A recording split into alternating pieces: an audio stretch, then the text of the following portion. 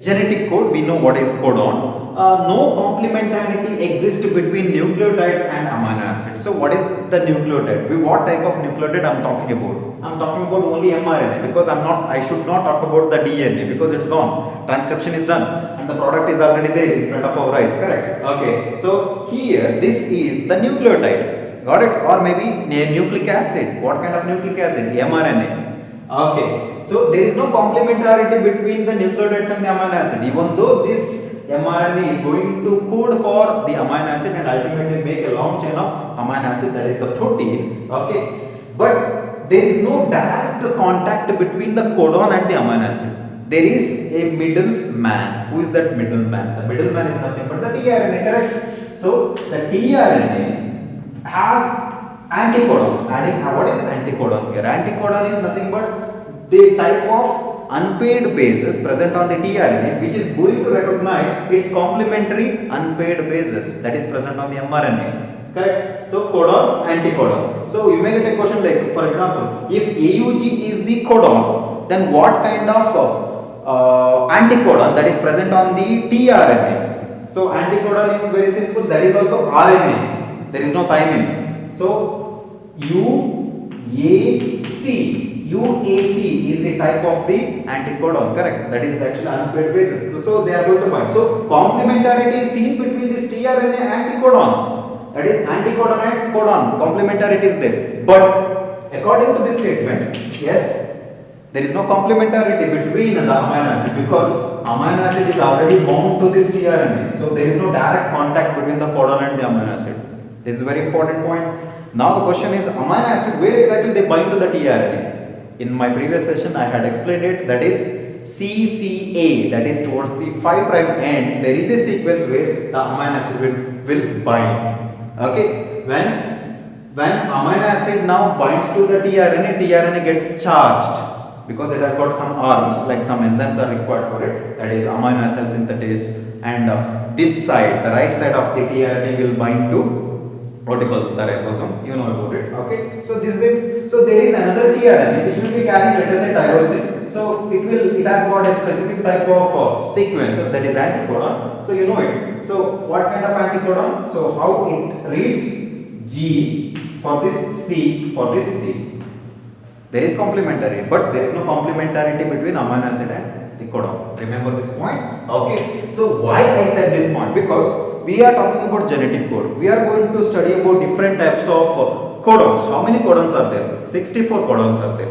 These 64 codons, out of 64, 3 are already we have learned, that is stop codons. UAA, UAG, UGA. All these are stop codons. They are not going to code for the amino acid. Remaining 61 will code for the available 20 amino acid. Got it? Okay, so that is, but in those days there was no proof. It was a confusion that there is no complementarity between the nucleotide, that is mRNA, that is codon, and the amino acid. Like, it was the confusion. Because of this confusion, it was very difficult for the scientists to draw a conclusion. Okay. So, but later, let us say, okay, this point also very easy. Yes, change in the nucleic acids were responsible for change in amino acid. As said, let us say frame shift mutation, sickle cell anemia. Okay, something was there. I think CTA, I don't remember it now. Okay, you have to remember. That is, instead of that, T is now removed. Okay, so CTA, T is now removed. So A comes to T's place. Correct. Another nucleotide, that is actually another nitrogenous base, that is after A should come to A's place, like that. Correct. So you know that is frame shift. Okay, everything will shift towards the left side. So if something happens to the reading frame of the nucleic acid, what's going to happen? That is nothing but mutation, right? So because of the mutation, what's going to happen?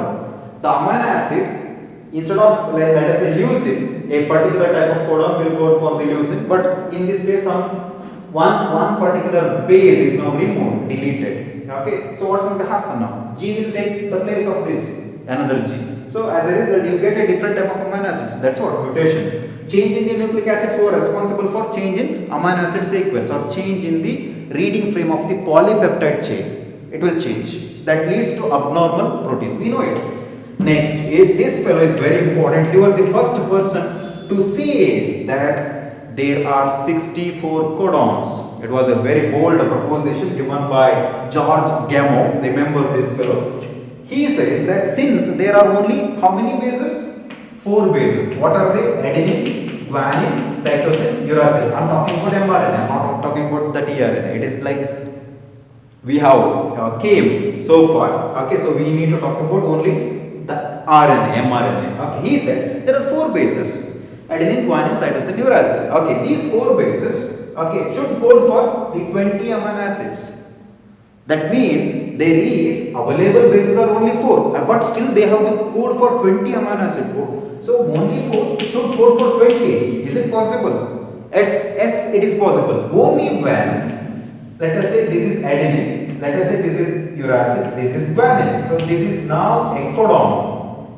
We have to talk about permutation and combination. That means this 4 is the bases according to George Gamow, and these 3 are the codons. That is, codon is nothing but it's a triplet. You know, no need to explain about it. So 4 to the power 3, that is how many codons? The possible codons 64. We are going to draw a checkerboard like a Punnett square to know the different types of codons. It's very easy actually. You know, it's nothing but permutation and combination. You get 64. Out of 64, 3 are already we know about it. That is stop codons. Okay, that means 61 codons will now code for these 20 amino acid. Got it? This is very important. Okay, so that is according to George Gamow. Since there are only 4 bases, they will code for 20 amino acid.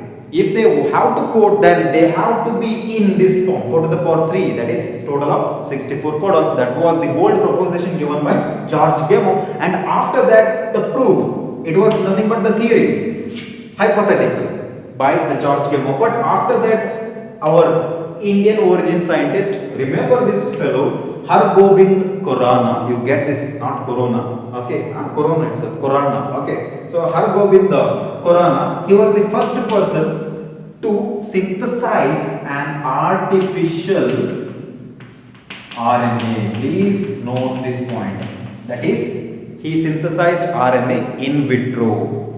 Hargobind Khorana, he synthesized RNA in vitro. He synthesized mRNA in vitro. How? Simple, actually, you know, he synthesized artificial ribonucleotides and then joined. And then actually he conducted the experiment to know the different types of amino acid binding. Okay, that is with the help of the tRNA. So he was, please remember this point. Very important. Hargobind Khorana. Next is Marshall. I didn't write Marshall, you can write Marshall Nirenberg. Very important name. Okay, Marshall Nirenberg. He was the first person to synthesize a protein, that is synthesize a cell-free protein, that is cell-free system protein. Remember this? That is without taking cell. Obviously we know the transcription and translation occur within the cell itself, but he was the first person to produce a protein without taking any cell. That is, actually you can imagine a Petri plate. Okay, there is nothing, cell, nothing. Okay, so then he used a specific type of enzyme. Please remember this. You may get this for your name. Severo-Ochoa enzyme. Severo-Ochoa enzyme. He used that enzyme. Okay. So this enzyme is also called as polynucleotide. Please write this. Polynucleotide phosphorylase. Another name of it. Polynucleotide phosphorylase. It's very simple. Polynucleotide. That means it's going to synthesize a nucleotide, or maybe a long chain of nucleotides like polynucleotide. Okay. So Severo-Ochoa enzyme, it is also called as polynucleotide phosphorylase. He used that enzyme to synthesize a artificial protein, that is cell-free system protein. Note this point. Cell-free system protein or cell-free protein. He was the first person to synthesize cell-free protein. Cell-free protein. Okay. Nirenberg. And finally about the Hawley. Hawley, we know that he was the first person or scientist to propose 2D model or clover leaf model of tRNA. Because of these discoveries, because of their discoveries, it was actually a very important discovery for the understanding of translation mechanism. Hargobind Khorana, Marshall Nirenberg and Hawley, they were awarded Nobel Prize. Nobel Prize in 1968 in physiology, that or maybe the medicine field. Just note this point. Got it? So very important. You may get a question. Particularly, please remember these two people, scientists. You get this question like Nirenberg. Nirenberg used Severo-Ochoa enzyme, that is polynucleotide phosphorylase, to synthesize cell-free protein, that is actually in vitro protein. Okay, so that's all about it. Very important. Okay, now I am going to draw the checkerboard that consists of 64 codons. Now the challenge is you need to remember the names of the amino acid. How many amino acids are there? 20 amino acids.